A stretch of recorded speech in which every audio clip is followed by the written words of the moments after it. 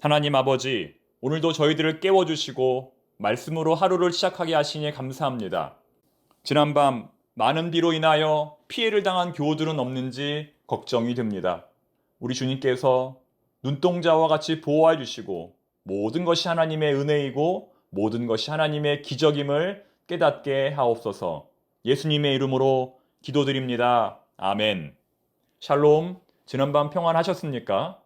오늘은 8월 14일 목요일입니다. 이 시간 주시는 하나님의 말씀은 에스겔 17장 1절부터 10절까지입니다.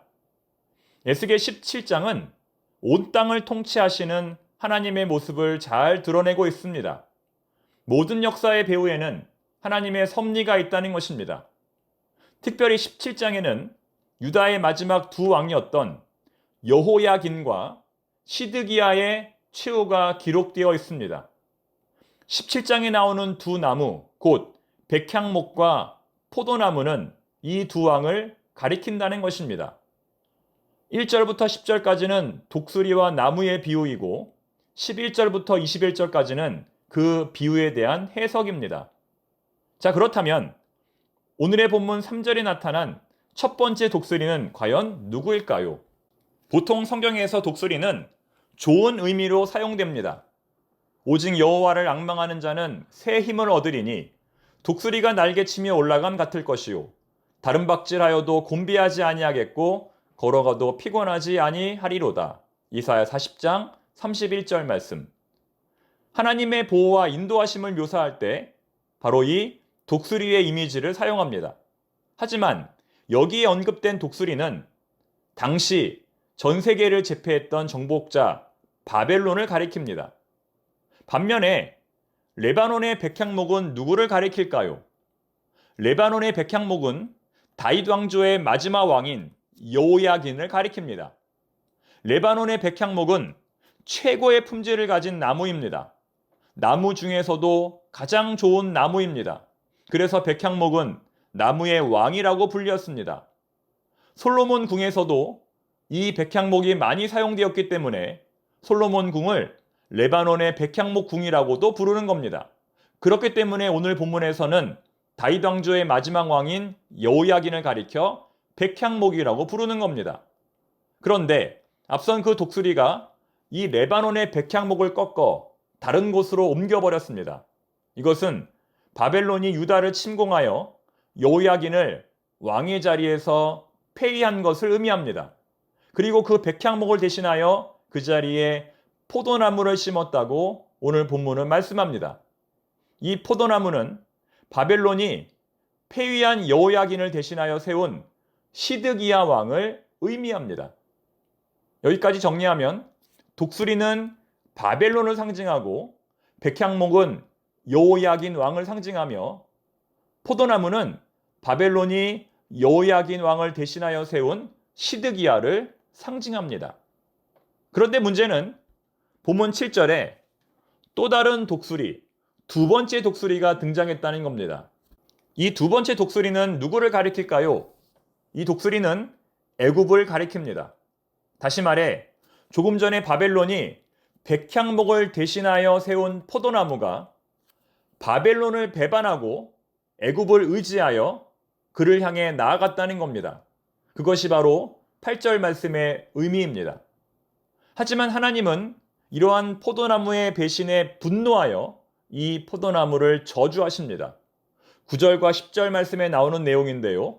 하나님은 이 포도나무에 대한 저주로 그 포도나무를 통째로 뽑아버릴 뿐만 아니라 뜨거운 바람을 불어 말라버리게 하겠다고 말씀하십니다.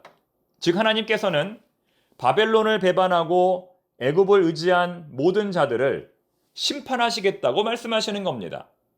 이처럼 오늘 본문에는 삼각관계, 유다와 애굽과 바벨론의 삼각관계가 그려져 있습니다.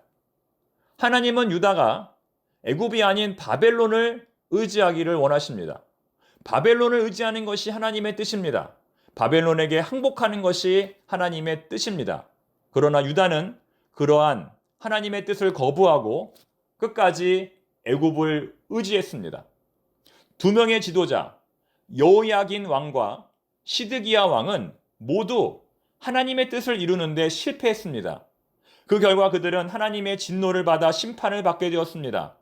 두 눈이 뽑히고 자기 자식들이 보는 앞에서 바벨론의 포로로 끌려가게 되었습니다. 그리고 믿었던 애굽은 끝끝내 유다를 도와주지 않았습니다. 이러한 본문의 내용에서 우리는 어떤 메시지를 얻을 수 있을까요? 왜 하나님은 유다가 바벨론의 편에 서기를 원하셨을까요? 첫 번째로 그것은 하나님의 선택이었습니다. 하나님은 불신앙의 유다를 심판하시기 위해 바벨론이라고 하는 도구를 사용하셨습니다. 하나님은 누구든지 도구로 사용하실 수 있습니다. 애굽이든 바벨론이든 누구든지 도구로 사용하실 수 있습니다. 그런데 하나님은 바벨론을 도구로 사용하신 것입니다. 하나님은 이것을 이미 여러 선지자들을 통하여 말씀하셨습니다. 하지만 이스라엘 백성들은 그 경고를 무시했고 그리하여 하나님의 심판을 받게 되었습니다. 두 번째로 이것은 하나님보다 애굽을 더 의존하는 이스라엘 백성들의 죄악을 심판하시기 위해서였습니다. 출애굽할 때부터 유다 백성들은 애굽이라고 하는 나라를 가장 이상적인 나라로 보았습니다. 그래서 그들은 믿음이 흔들릴 때마다 애굽으로 돌아가기를 원했습니다. 광야 생활을 시작할 때부터 광야 생활을 마칠 때까지 그들은 하나님과 모세를 원망하며 차라리 애굽에서 생활하는 것이 훨씬 더 나았을 것이라고 불평합니다. 그래서 하나님은 그러한 그들의 불신앙을 완전히 끊어버리기를 원하셨던 것입니다. 세 번째로 하나님은 온 우주의 역사를 주관하시고 통치하시는 분입니다. 따라서 우리 성도들은 시대를 분별하고 하나님의 뜻이 어디에 있는지 신중하게 판단해야 합니다. 무엇이 우상이고 무엇이 우상이 아닌지 구별해야 합니다. 스스로를 돌아보고 자기 성찰을 하며 자기 중심적 사고에서 벗어나기 위해 노력해야 합니다. 하나님보다 우선순위에 있는 것은 무엇이든 우상임을 깨달아야 합니다. 이 땅의 정치와 경제를 바라볼 때 가짜 뉴스에 속지 말고 진짜 하나님의 역사가 어떻게 이루어지는지 올바른 성경의 가르침에 따라 이해해야 합니다. 본문 24절의 말씀처럼 하나님은 높이시기도 하고 낮추시기도 하는 분입니다. 따라서 우리 성도들은 하나님의 주권과 통치를 인정하고 그분의 뜻에 순종해야 합니다. 내일의 본문이지만 에스겔 17장 끝부분에는 놀라운 반전의 사건이 등장합니다.